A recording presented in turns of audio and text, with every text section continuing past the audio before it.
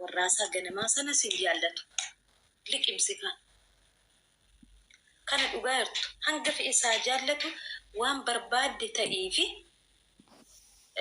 akka haadha warraasaa ganamaa sin jaallatu. Takka immoo beektaa dhalaan tokko waan isheen hin taaneef ana bira dhufe laa wallah isheen sun haadha ilmoosaa waan taateef jireenya isaa boruu waan taateef qusata liqimsi kan siitiin immoo akka barbaadetti sitti fayyadamuu danda'a. Isheen kabajamtuun isheen haati warraashaa isheen jireenya isaa boruu garuu bakka biraa jirti. Kabajaan bakka ishee jirti. Dhugaartu sunitti madhalaan ammarree otoon hin tekisti godhee oli sin yaasin. Otoon hin irsaaf niitiitiin ol fidee asitti sin maxxansee sin hin salphisin dhalaan jaarsa namaa otoo ta'uu beektanii haati warraa biyyarraa kaffaltee fiddee otoo beektanii isheen kontiraata jirtu jaarsa namaa faana mana hoteelaarra sagaagaltan adaba godhadha. Zayitiin siniif malayyu. Dhalaan akkasii dhalaa akkamii sinitti fakkaate dhugaartu sitti dhalaan kabaja qabdu bakka dhiiruma ganaa fuudhu dhiiruma ganaa bultoo godhatu isa akkasii faana kabajaatiin jiraatti. Dhalaan kabaja qabdu dhalaan dhuguma dubartii ogeetti dhalaan abdii kutatte garuu yoo mandiingata xirreegamee tokko irraa dahee hin beekanii dhalaan abdii kutatte jaarsuma namaa jala kana fuqoofti. Abdiin qabdu bara ittuma dabalameerra ilmoo tokko daa sinitti dhalaan kabaja qabdu garuu la nama akka ishee kabajaatiin nama dura bultoo hin godhanne nama waa'ee jireenyaa hin qabne nama bultoo barbaadu faana bultoo godhatti tokko jettee eegalti. Fakkeenyaaf bakka dhaladhee guddadhetti intalli durbaa tokko yoo heerumte daarekti heerumti. Yoo isheef ta'uu didee daarektii faamilii keessee adda baastee sinna siraataan darbitee heerumti. Heerumteetti jennaan kabaja qabdi. Ilmi dhiiraa tokkos fuudheeraa jennaan kabaja qabanu biratti. Kabaja qabanu biratti fuudheeraa yaa fuudheera kabaja qabu. Kuni dargaggeessi amma mataa kiyya kan fideeru ijoollee dargaggeeyyii inni kaan obboleettiin kaffaltee fideettu inni kaan abbaan biyya taa'ee kaffalee fideeru dargaggeeyyii meeqatu jira laatte. Abboo hiree keessan soqadhaa deemaati bultoo namaa gaa'ela namaa hin diigina. Deema hiree keessan soqadhaa. Dhiirri haadha warraasaa duraa tokkoof hin taane immoo naa ta'a jettee jalan kaate. Dhugaa sitti. Dhiirri haadha manaasaa duraaf kabaja hin qabne haadha warraasaa duraaf bootaa hin qabne naa ta'a jettee eegee kennu arguufi. Ati tidaarii otoo hin taane adaarii yeroof biyyi kun hin hopha waan ta'eef yeroof sitti fayyadamuu danda'a. Malee garuu gaafa biyyatti gale haadhuma ijoollee isaa sanatti gale. Dhalaan takka ifii keessan kabaja ofirraa buusu. Dhiiratti barbaree naqna waan dhalaan bakkee kanaa gootaa jirti. Waan ani miilana miidiyaa irratti ajandaan taatan ta'e ol sin baase. Wayin adaba ofitti godhadhaati. Bultoo namaa keessaa baa jireenya keessan jiraadha.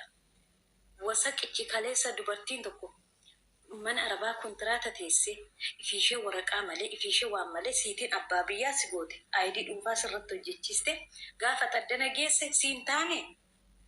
Amalli ishee yoo sii ta'uu dide walii galuu yoo dadhabdan yoo ishee ol waan warqii caaltu argatte maal gocha qabde birrii ishee deebisiifiiti gara kutteetti kuti. Nama sadi han ana bira jiru ijoollee manaan fide keessa wal dadhabdanii osoon ani kootaa kiyya jalaa bilookii sin taasisi haqa haadha warraa kee deebisiifiiti gara barbaaddetti kuti. Haqa ishee garuu deebisiifi. Birrii tokko narratti hin kaffalleeti bara. Isheetu birrii isa kaan madaamii ishee narratti gashisiiste. Isa kaan Itoophiyaa irraa kan dabarsiise ishee. Maali bor wajjin horan. Miidiyaa irratti miti kan si barte. Haadhaaf abbaa biratti si barte waan ta'eef. Wajjin horannattee sitti cabdee sitti dadhabdee asiin si geesse. Har'a garuu arga ta'uu diddee birrii shamarranii deebisaafi. Isaan alaa barbaree zayitii miti dhugaa rabbi beenzila mataatii gaditti naqa. Anatu siniin jedhe.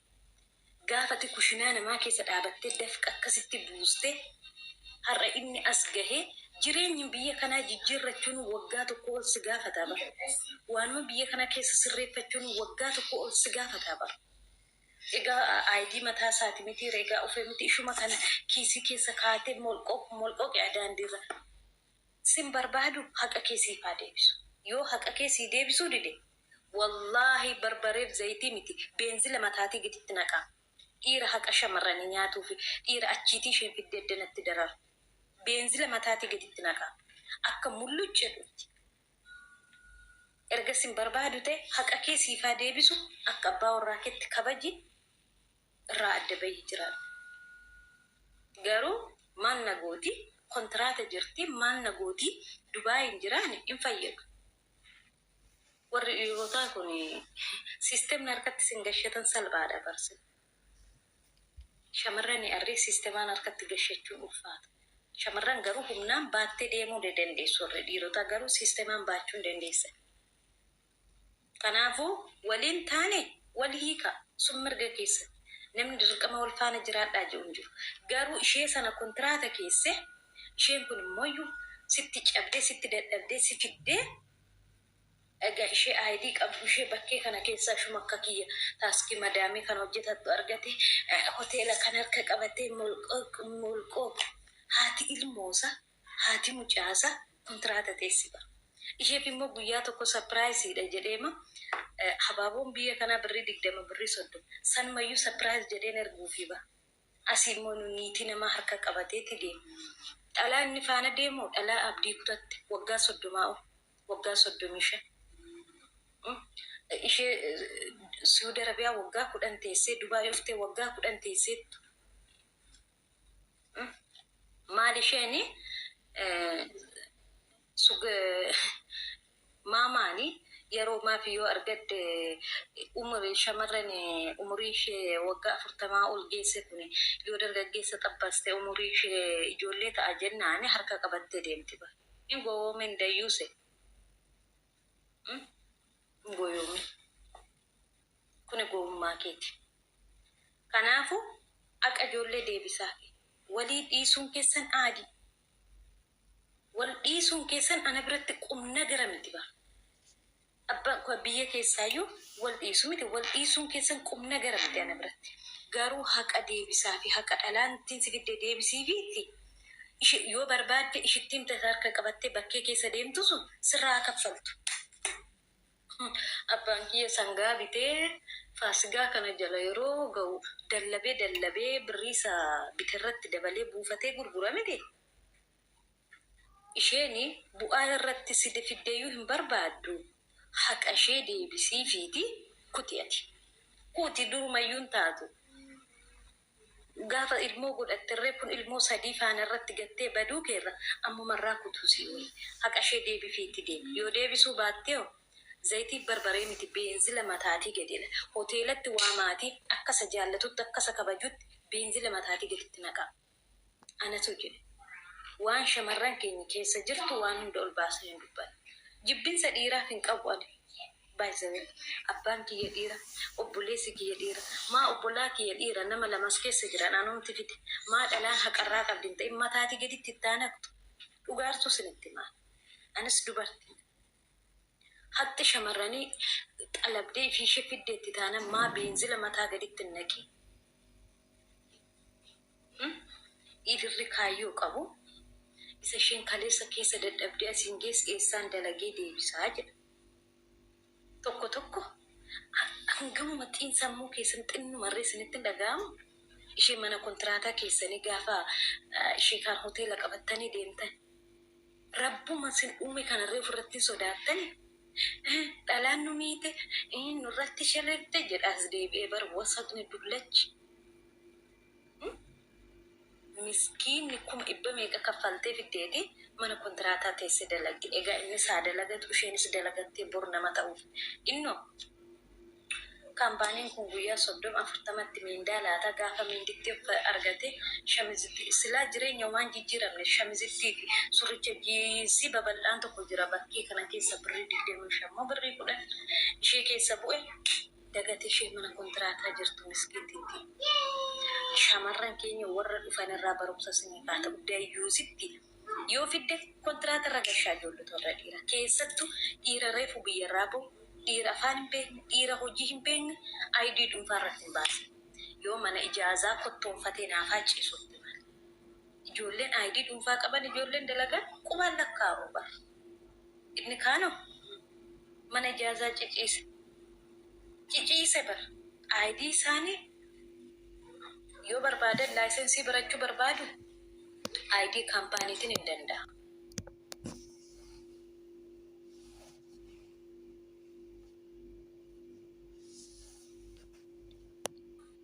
Abbaa biyyaa san godhe.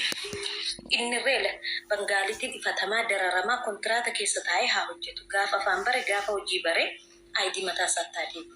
Ammas itti yoo fidde kontiraata irra fidiiti. Atis kontiraata ta'es innis kontiraata ta'a. Yoo kontiraata ta'e akka argitti bahee hin galu. Gaafa guyyaa boqonnaa torbeetti guyyaa tokko isuma kontiraata baatee guyyaa tokko bakkee bultee kaampaanii keessaa dhibamna bilookii taata. Garuu warri ayidii dhuunfaa otoo hamma waggaa lamitti ayidiitti isaaniirraa umtuttu bakkee ciciisanii namni isaan gaafatu hin jiru. Kanuma shamarran keenya dhaamsa keenya. Abbaa warraa keetii erga fidachuun kennuullee ayidii dhuunfaatiin hin fidi. Sobduuma maal jedha hatticha dhalaan mana kiraa irraa kaffaltu dhufe gaabar.